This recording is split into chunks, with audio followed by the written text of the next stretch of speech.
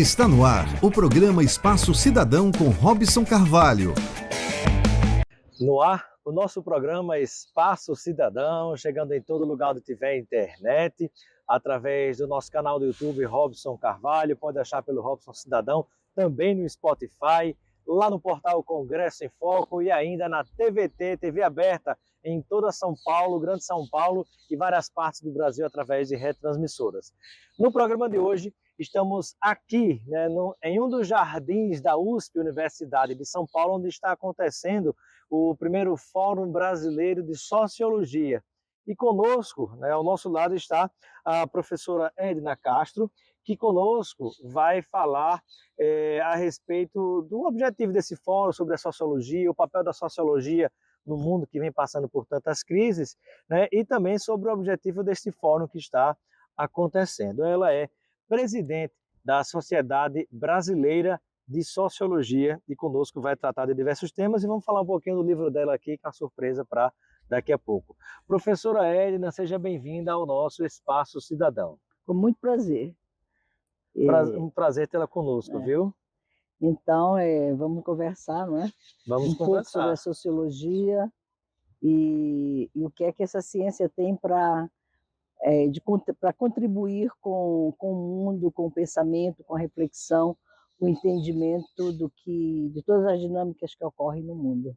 Né? Sem dúvida, nós sabemos que o mundo tem passado por diversas crises, como também a democracia contemporânea, a sociedade como um todo, e no meio de tudo isso está a sociologia, né? Então, como será que a sociologia pode contribuir para tudo isso, encontrar de repente um caminho, para que a gente passe com menos turbulência por tudo isso?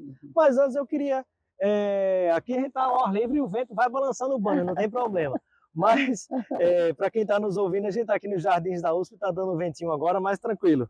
Mas para quem está nos vendo, você já sabe o que está acontecendo. Agora, professora, eu te pergunto sobre primeiro o seguinte, para quem ainda não sabe, e é muito comum encontrar pessoas que não sabem, o que é a sociologia?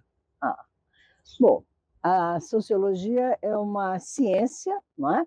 É uma ciência que desde o início, desde os autores que começaram a refletir sobre a sociologia, o interesse era entender a sociedade, entender as diferentes mudanças, os movimentos que existem na sociedade, os atores sociais, como eles pensam a sociedade, como eles executam suas práticas, como reproduzem o seu dia a dia, né?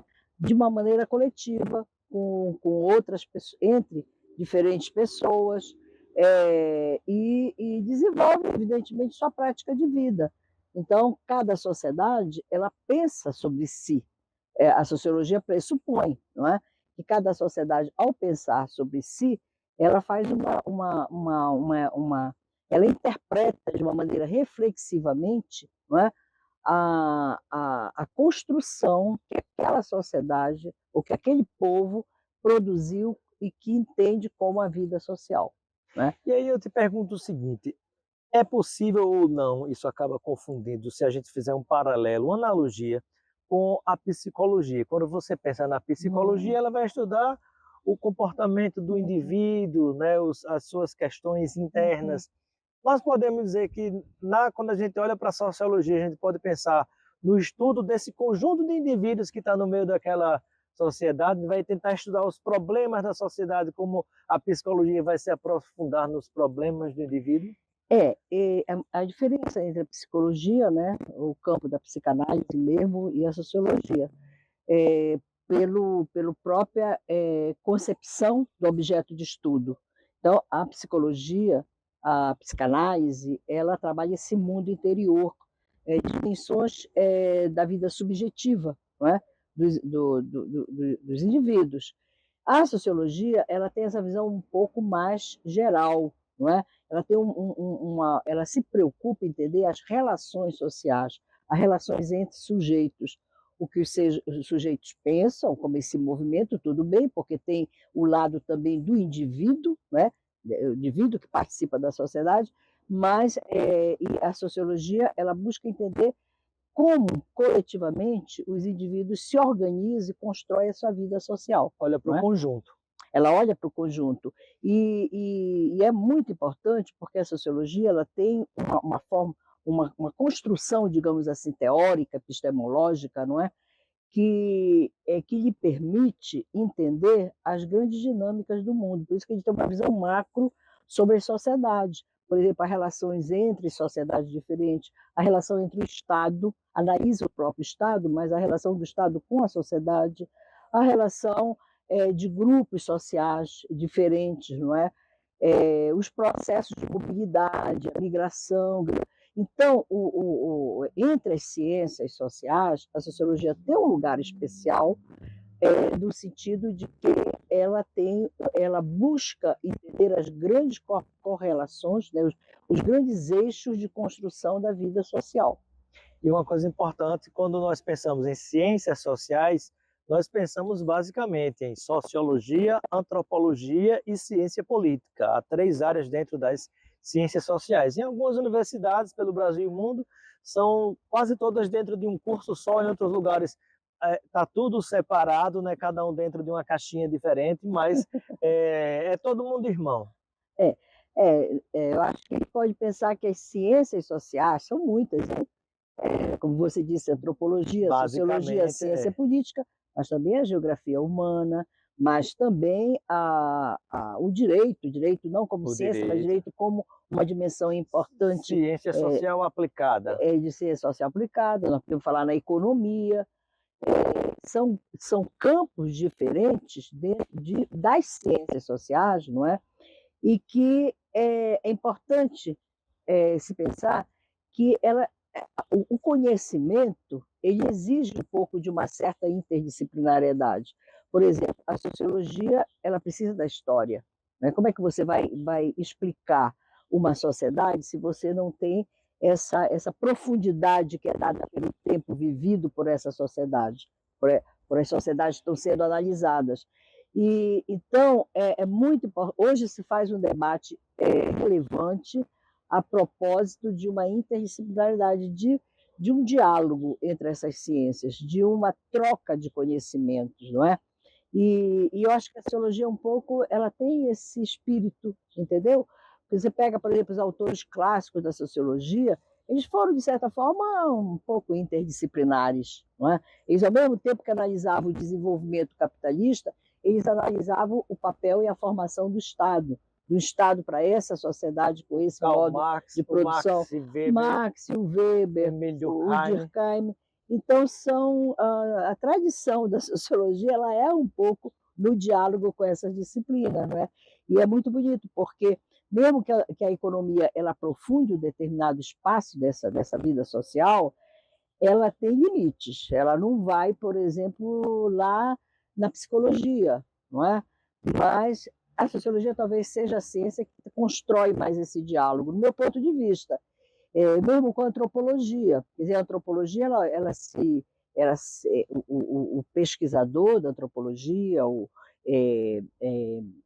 professor mesmo, né, ele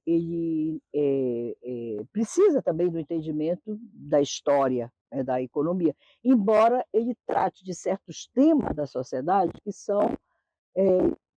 são, digamos assim, numa dimensão talvez menos macro nesse espectro da sociologia, entendeu? E também tem temas da sociedade que a antropologia se aprofundou mais. Por exemplo, a questão étnica, a questão Cultural. cultural, da linguagem também, né? Embora não seja a ciência da linguística, mas ela precisa de aprofundar numa área da linguagem, porque ela trata com povos diferentes, com etnias diferentes. Então, a linguagem, esse campo do simbólico, não é? É fundamental na análise da antropologia.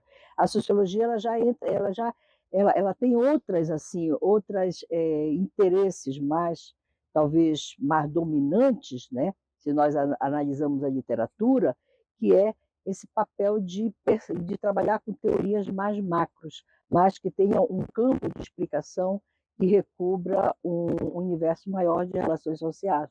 Perfeito, né? E a ciência política já vai focar um pouco mais nas relações de poder, É, entre sociedades, entre indivíduos, entre instituições, né? E hum, por aí vai dar uma é. longa história, né? E cada uma Mas dessas é ciências tem um campo assim fascinante de estudo, fenomenal né? de pesquisa. Fenomenal. Eu acho que o historiador, eu tenho admiração pelo trabalho do historiador, o historiador que trabalha com tempos mais remotos ou que trabalha com o presente, a história do presente, que é importante, e também a economia, enfim, quer dizer, são disciplinas complementares que nos dão uma dimensão grande do que é o estudo das ciências humanas, não é? De Perfeito. uma que vai até mais um campo mais amplo das ciências humanas, mas fazendo uma diferenciação com as ciências da natureza, com as ciências matemáticas, por Exatas. exemplo, ciências exatas. Então, aí você tem as grandes linhas, né, do conhecimento humano, de como os indivíduos, em qualquer sociedade, ou melhor dizendo, em todas as sociedades do mundo, eles se defrontam com esses universos de objetos de estudo. Não é? Então, isso é fascinante. A ciência é fascinante, né, nos seus Sem dúvida. resultados, mas também na sua construção, né, como instituições, como, enfim. Perfeito. Estamos aqui nos jardins da USP, aqui no campus da área É. de Ciências Humanas, conversando com a professora Edna Castro, que é presidente da Sociedade Brasileira de Sociologia. Está acontecendo nesse momento na USP, né, enquanto estou gravando, o primeiro Fórum Brasileiro de Sociologia, discutindo questões importantes, dentre elas, inclusive, o mercado de trabalho, as muitas opções para as Uhum. pessoas da área. E antes de entrar nesse assunto, eu quero fazer mais uma pergunta à professora Edna, que é o seguinte: quando nós observamos que o mundo está passando por muitas transformações nesse estágio contemporâneo que nós vivemos, são transformações que estão mexendo com a democracia, que estão mexendo nas relações humanas, na forma de comportamento uns com os outros, relação de ódio para lá, relação separatista por outro lado, religiões se misturando cada vez mais com política, há tantas coisas acontecendo, e eu pergunto, no meio de tudo isso, de tantas transformações, qual é o lugar da sociologia? Como é que a sociologia pode colaborar para a gente entender tantas transformações Uhum. e que a gente chama de crises, Sim, muitas vezes que estão acontecendo? sim. No primeiro Fórum Brasileiro de Sociologia, que estamos realizando aqui, sendo acolhidos pela USP, aqui em São Paulo, né, com muito prazer, eh, nós discutimos exatamente isso. Quer dizer, nós estamos vivendo momentos de grandes transformações, ou seja, nós estamos no turbilhão de mudanças, de movimentos que apontam para alterações no modo de viver, uma certa ordem social, não é? Uma certa ordem política, uma certa ordem econômica, ou seja, Cultural, inclusive, cultural. chocando a visão progressista com a conservadora. Isso, isso. Então, nesse turbilhão, cabe perfeitamente a pergunta, afinal de contas, o que é que a sociologia tem como recado? Quer dizer, o que é que ela tem para nos falar, para dizer como passar por esse, digamos assim, essa turnante, né, social. E o que eu vejo é que, primeiro, eu acho que é importante analisar, entender esse momento, né? Nós vivemos um desafio, que o primeiro desafio é de entender, porque mesmo para os sociólogos, pesquisadores mais acostumados, né, que têm maior prática na pesquisa, é difícil fazer um diagnóstico, é difícil você entender como o mundo, nessas últimas décadas, né, ele, ele passou a recriar uma série de valores, recriar uma certa ordem ética que estava mais ou menos funcionando, rever os valores da democracia e mesmo grupos que negam negam a importância da democracia. Então, quando eu falo de mudanças, são mudanças generalizadas, não é? E que traz uma série de perigos, porque, ao mesmo Pode ter tempo, mudança positiva, pode negativa. ter positiva, negativa, mas eu acho que nós vivemos num momento em que as mudanças, digamos, tomando do ponto de vista da sociedade, não é? Elas trazem muita preocupação, entendeu, Robson? Por quê, professora? Porque, por exemplo, as questões, há décadas, há tempos que se tenta construir uma relação mais democrática nessas sociedades, não é? Que se tenta criar mecanismo, por exemplo, no Brasil, foi muito difícil o voto ser universal, foi muito difícil você reconhecer os valores, por exemplo, étnicos de sociedades de povos indígenas, eh, eh, construir uma luta, um outro entendimento sobre a questão racial, Um mundo não é? mais Um igualitário, mundo mais igualitário, um entre mundo homens e de mulheres, entre respeito negros entre e entre exatamente. negros, né, e Então, aí brancos. você vê que é todo um processo histórico de construção desses valores, de construção de uma tolerância, de um respeito ao outro, não é? Tolerância E à diversidade. a tolerância à diversidade, o reconhecimento de que a diversidade e a diferença, eles fazem parte da vida e que não tem por que você criar preconceitos e diminuir porque o outro é diferente, não é? E algum grupo querer se sobressair ou ser mais hegemônico sobre o Sobre outro. o Ou seja, outro. não importa se você é negro ou branco, se você é homossexual ou se você é heterossexual, se você tem a religião católica, protestante, espírita ou muçulmana, nós É, somos pelo menos no Brasil, um povo multicultural que aceita todas as culturas é. e a diversidade. Exatamente. Então, E isso deu trabalho para isso deu construir, né, trabalho. professora? Você construiu, por exemplo, a Constituição de 1988, que é uma Constituição cidadã, que colocou patamares fundamentais dos direitos humanos, do respeito ao outro, do respeito à terra, por exemplo, direitos fundiários, não é? Essa Constituição, que foi um grande avanço, que foi difícil chegar lá, hoje ela está sendo colocada em questão. Hoje nós temos grupos de deputados, de senadores, enfim, que estão questionando, ou mesmo da população, que estão questionando uma certa ordem legal E até valores básicos civilizatórios. civilizatórios, exatamente. Então, isso é o que eu digo, uma crise política, mas que tem a ver também com uma crise mundial. Por quê? Porque outras sociedades que também avançaram nos direitos sociais e humanos, elas também estão perdendo força e grupos, digamos, conservadores, fundamentalistas, que negam a ciência, que negam a, a, a Em democracia, sua maioria, os extremistas de direita. extremistas de direita, sim. Fundamentalistas religiosos, sim. Fundamentalistas, pessoas ligadas a um patriarcado, não é? Então, E com são toques fascistas, e inclusive. com toques fascistas. São grupos perigosos, porque eles maqueiam, não é? Eles fazem uma maquiagem de valores que são os valores que a sociedade respeita, eles maqueiam e, na verdade, eles estão desconstruindo esses valores, estão esvaziando de sentido esses valores. Então, é perigoso. Ocorre no Brasil, sim, ocorre em outros países da América Latina, está ocorrendo em países da Europa, é como se o momento é um momento perigoso e de turbulência, porque os grupos fascistas, não é? E fundamentalistas, eles crescem. Então, essa que é a preocupação. Por que a sociedade vota em eleições e acaba apoiando esses grupos que são fascistas? Essa é uma pergunta que nós temos que responder, né? Que nós tentamos É responder uma com as preocupação da nossas pesquisas. sociologia, inclusive. Interessa a sociologia, quer dizer, cabe à sociologia responder. Mas não é só essa crise que falamos, nós falamos de outras. Nós vemos uma crise econômica, por quê? Porque Desigualdade de social, desigualdade social, de pobreza, que vai junto com preconceitos, né? Porque são preconceitos de classe, de gênero, de de raça. raça.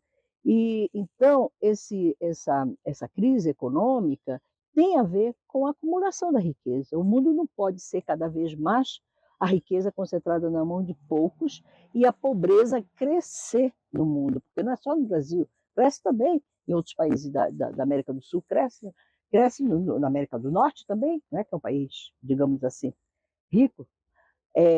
Então, essa crise vai essa crise se acumula, provoca outras crises sociais, porque tem relação, e a sociologia procura entender essas macro-relações, não é? Mas nós estamos nos defrontando nessa época com uma crise muito difícil, que é uma crise climática, que não é simplesmente, é uma mudança climática imensa, que nós não temos, ou nós mudamos os sistemas sistema que nós vivemos, ou nós vamos ter que reconhecer que mesmo a ciência, com todo o esforço que a ciência faz, ela não consegue deter essa mudança climática. E essa crise climática, ela é uma resposta da natureza à forma de ação humana nesta mesma natureza. A natureza reage. Grande parte é o que nós produzimos na natureza, é a destruição que nós estamos impetrando na natureza. As sociedades têm que reconhecer que não dá mais para avançar na fronteira do desenvolvimento, porque tudo isso é o desenvolvimento. As pessoas querem mais desenvolvimento, mais progresso, mais desenvolvimento, Consumo. mais progresso. E consumo. E nós não podemos mais. O mais não pode mais. Essa que é a questão. Não é? A Amazônia, por exemplo. A Amazônia, todo mundo quer explorar a Amazônia, quer tirar madeira, quer tirar a terra plantando soja, tira a natureza, tira as árvores, tira essa beleza que tem séculos de existência, como as samambaias, as castanheiras, como enfim, quer dizer, toda a floresta que Todos passou os milênios, biomas, né? Todos os tipos de vegetação. e tira para colocar soja. Então, esse avanço dessa fronteira agrícola, dessa fronteira minerária, da fronteira sobre a madeira, não pode mais. Por quê? Porque nós chegamos no limite em que a floresta amazônica ainda tem resiliência, mas ela está no limite de não ter mais essa volta a uma regeneração que nós precisamos, porque o efeito dela vai bater lá no Rio Grande do Sul, vai bater em Santa Catarina. A natureza está completamente interligada, né? Ela está interligada, esses processos todos estão interligados por fluxos, não é? De água, por exemplo, como os rios voadores, o que é que eles transmitem de uma região para outra, a água que eles transmitem, não é? E os efeitos, então, são do que nós chamamos mudanças climáticas, são mudanças que o homem não tem, a partir de um certo momento, ele não tem mais como deter essas mudanças. Ele pode frear os seus processos de emissão de gases de efeito estufa, não é? De aquecimento para diminuir esse movimento de aquecimento da atmosfera, aí se pode mitigar esses processos, tentar regenerar, é possível? É, mas vai ter um momento que os pesquisadores, não da área das ciências sociais, mas pesquisadores da área das ciências da natureza, eles dizem que já é o ponto do não retorno. Então, nós não podemos chegar lá no não retorno. Aí cabe à sociologia o quê? Cabe à sociologia entender esses processos e divulgar o resultado das suas pesquisas, não é? Alertar para os problemas. E como a sociologia tem uma natureza crítica, porque cabe à sociologia ela entender o que desses processos sociais, econômicos, políticos, não é visível, não é? Porque o que é visível, que todo mundo vê, tudo bem, mas tem uma parte que subjaz a essas próprias relações sociais que não é dito, é o não dito. Por exemplo, o político não vai dizer que ele é corrupto, ou o político não vai dizer que a lei que ele produziu é uma lei que acumula mais riqueza e não distribui. Isso seria um desejo, né, para reduzir a desigualdade social. Ele não vai dizer. Então, esses processos que não são ditos, que são, digamos, eles são subjacentes, eles são... Estão por trás. Estão por trás, não é? Cabe à sociologia alertar, cabe à sociologia entender e explicar. Eu sempre digo, sabe, Robson, que o pesquisador ele sofre antes da população. Ele sofre antes da sabe primeiro. Porque ele sabe primeiro. E muitas vezes fica sendo taxado de maluco quando começa a fazer alguns alertas. Exato. E as pessoas dizem que é doido. Principalmente os cientistas da natureza, digamos assim. Né? Exatamente. Mas ele sofre. Ele sofre. Porque quando nós vimos, por exemplo, os impactos que podem ocorrer com uma seca é, é, é, é, severa numa região, e a gente pode dizer, porque a gente está vendo que os processos físicos, químicos, Estão sociais estão levando acontecendo. para lá, não é? E a gente alerta, a gente já está sofrendo. E do mesmo jeito, as cheias, as A enchentes. mesma coisa as enchentes, por exemplo, as pessoas que estão nas encostas, que são sujeitas às chuvas, não é? E que com certeza vai ter deslizamento, as pessoas podem morrer, as casas vão ser destruídas. Tem a ver com o saneamento das cidades, tem a ver com a forma de ocupação dos espaços nas cidades, tem a ver com o uso indiscriminado do cimento, você não tem mais áreas verdes. O Aqui, asfalto que aqui impermeabiliza o solo, né? é, E por aí e vai. por aí vai. Então as decisões humanas, elas são fundamentais para o que acontece hoje no mundo, não é? Sem dúvida. E então nesse fórum, né, para voltar um pouco, o nosso Fórum Brasileiro de Sociologia, nós discutimos como esse processo de mudança eles impactam a sociologia e as ciências em geral e a As ciências em educação geral. também. E o que nós podemos fazer para contribuir, não é? Para a gente entender tantas coisas novas que estão ocorrendo, como, por exemplo, a inteligência artificial. O que a inteligência artificial pode provocar na mudança da forma de conhecer, de produzir o conhecimento pelas ciências, ou pelas ciências Como ela sociais? vai prejudicar, por exemplo, a criatividade, a liberdade de É, pensamento, o acesso à informação, né? Até porque, inclusive, na verdade, de inteligência artificial não tem nada, porque aquelas máquinas não raciocinam, quem raciocina é o ser humano, né? é, Elas reproduzem comandos que é, aprendem de seres humanos, né? Isso é muito é. importante, né? Porque o raciocínio ainda não conseguiram criar artificialmente. Isso é uma Hum, coisa muito legal, né? é. Agora, professora, o tempo passa rápido, infelizmente. Eu queria te provocar ainda sobre um assunto, para depois falarmos aqui sobre o seu livro Povos Indígenas do Alto do Rio Negro e a Dominação Colonial, antes da gente falar desse livro também, para a gente encerrar a nossa entrevista, mas eu queria te ouvir sobre a expectativa de muita gente.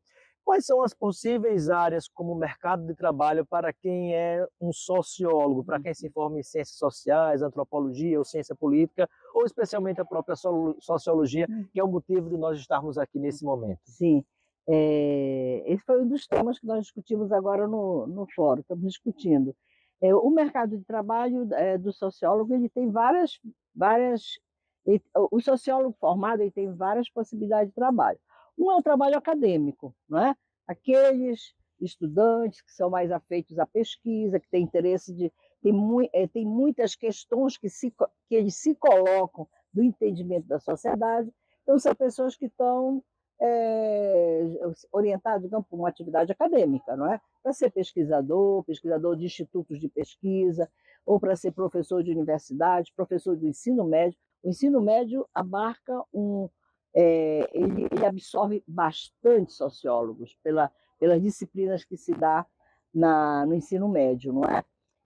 Mas também existe o mercado de trabalho empresarial, de pessoas que vão trabalhar em empresas, em geral, em atividades de pesquisa, em atividades de assessoramento, e Para quem também muita gente não entende, né? Pesquisar é buscar informações, é buscar conhecer, e isso é é, fundamental é para quem fundamental. está na empresa que quer É, tomar decisões. Sem informação você não toma decisão, não é, professora? exatamente, exatamente.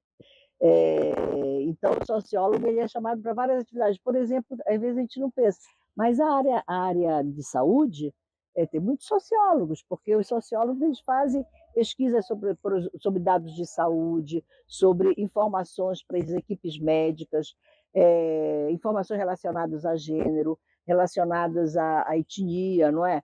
Relacionadas à origem das pessoas. Enfim, quer dizer, o campo da saúde absorve bastante sociólogos nas instituições, nos hospitais, o campo da educação também, não é? Todos os setores empresariais, se quiserem fazer um trabalho de reconhecimento ou de uma atuação mais, digamos assim, democrática na sociedade, em geral chamam os sociólogos. Na Porque área política na área política e da gestão, e da gestão empresarial, gestão e empresarial, pública também, né? gestão pública, os sociólogos são muito chamados para fazer a pesquisa social para as políticas públicas, né? Então há um campo grande de trabalho na formulação das políticas públicas, na avaliação de políticas públicas, na implementação de novos programas, não é? Programas de governo na área municipal, na área estadual, na área federal. Então, há um mercado de trabalho importante e, eu diria, quanto mais democrática a sociedade, mais nós temos oportunidade de trabalho para os sociólogos. Ou até mesmo para ser político ou política, né? Para ser gestor público, gestora. Sim, gestor, gestora e políticos também. Nós temos muitos políticos que são sociólogos. E é importante porque a sociologia ela tende, não é, pela toda a sua formação, digamos assim, pelo ensinamento desde os autores clássicos, ela tem uma metodologia de trabalho que necessariamente faz com que ela enxergue além.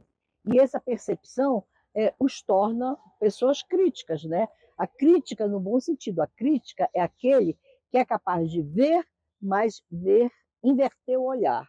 Ele é capaz de ver o que está por trás que você não vê. Quer dizer, normalmente, a maior parte das pessoas. Então, isso que eu falo, sabe, Robson, é inversão do olhar. Por exemplo, nós vivemos numa sociedade que é colonial e é racista, mas a maior parte da população diz, não, aqui não existe racismo. Como? A colônia acabou há muito tempo, mas não é o espírito, quer dizer, a relação social, ela tem uma natureza colonial.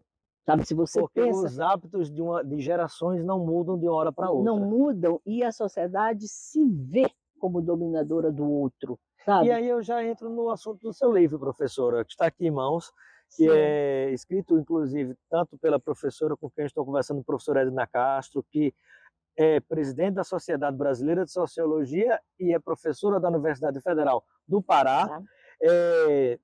Também escrito com a Joaquina Barata Teixeira, Valdeci Palhares e Antônio Maria de Souza Santos, né? Povos indígenas do Alto do Rio Negro e dominação colonial.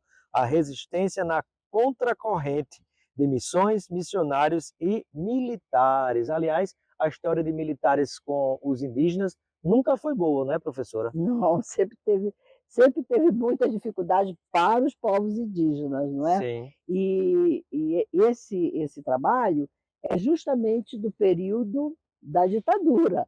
É uma pesquisa que foi realizada em 1977, em pleno ditadura militar, e que nós sabemos a história, né, sobretudo mais recente foram descobertos documentos como documentos que mostram, né, o genocídio, a violação que houve dos direitos indígenas e genocídio de povos, ameaça de terras, que houve no período militar. Então, esse livro foi escrito nesse momento.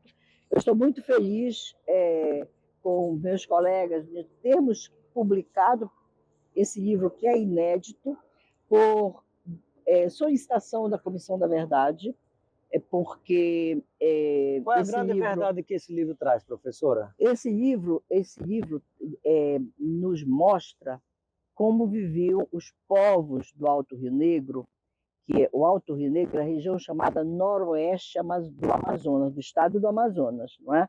Que são muitas etnias, são muitos grupos linguísticos e que o domínio daquela região toda se dava pelos salesianos, não é? A missão salesiana e missão também pentecostais, não é? Evangélicas, e tribos do Brasil,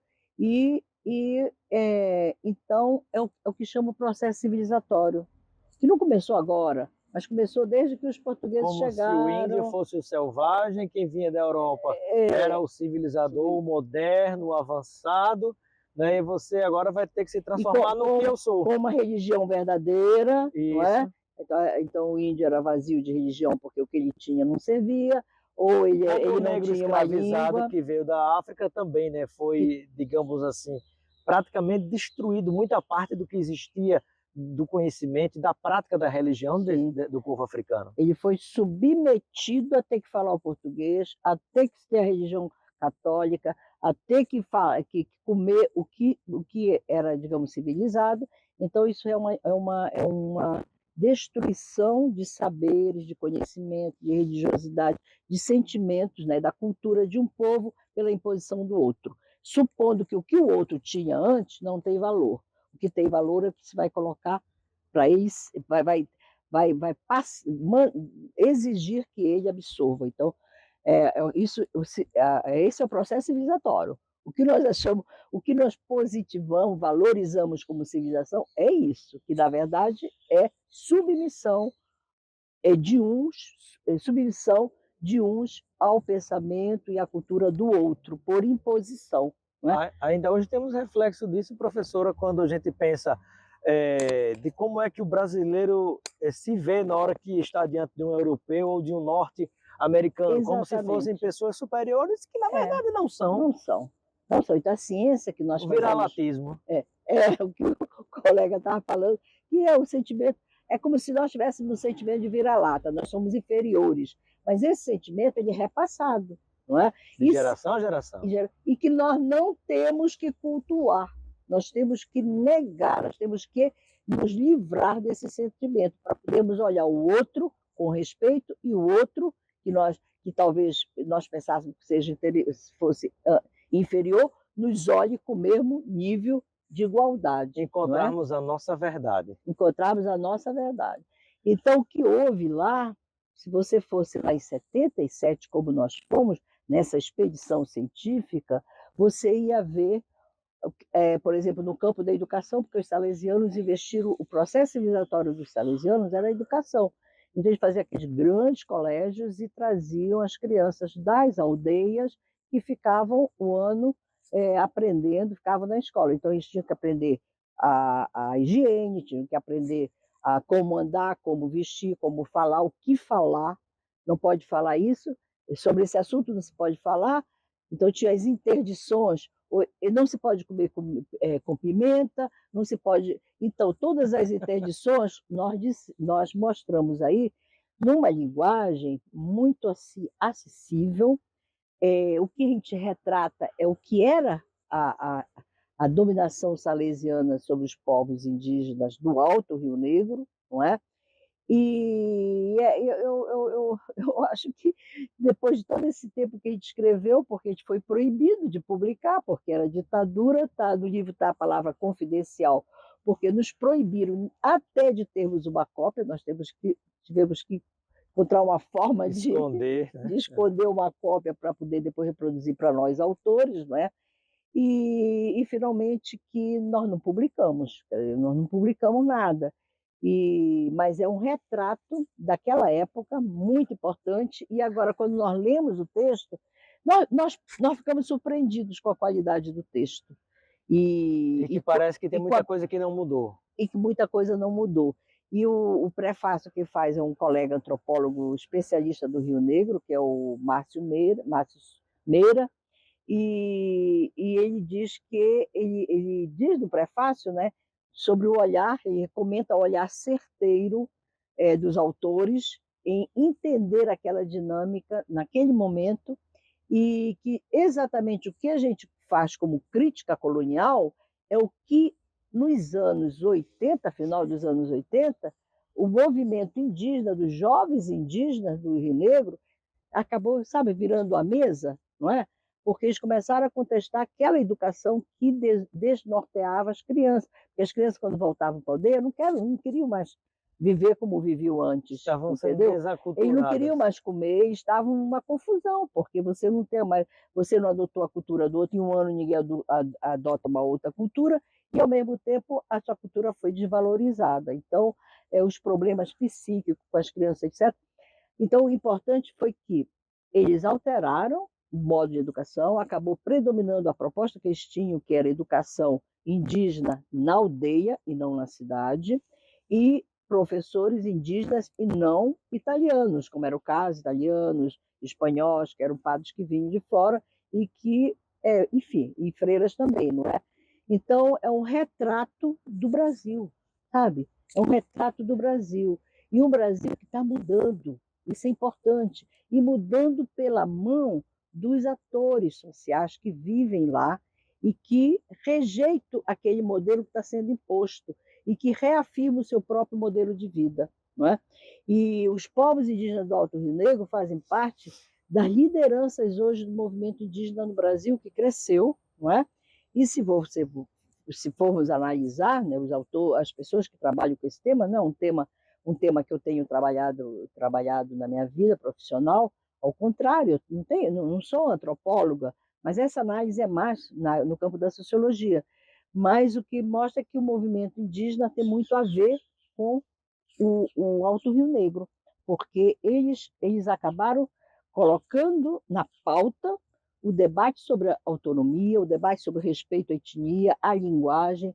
É uma região cujo principal município, que é São Gabriel da Cachoeira, elegeu prefeito indígena.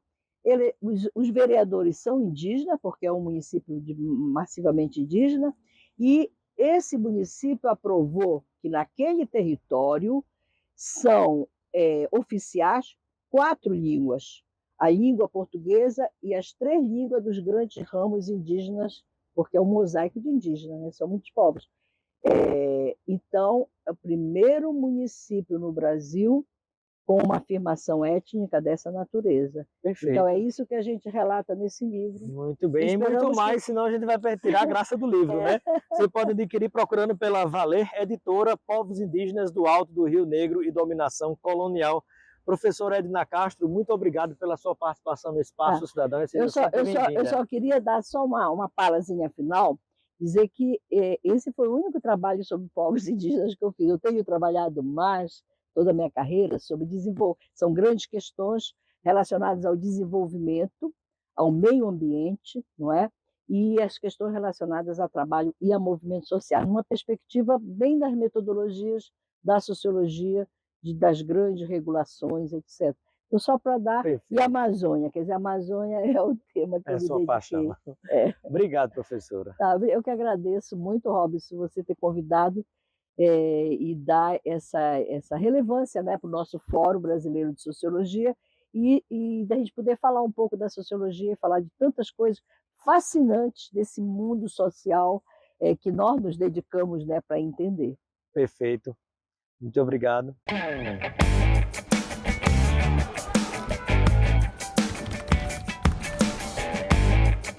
Você ouviu o Espaço Cidadão com Robson Carvalho.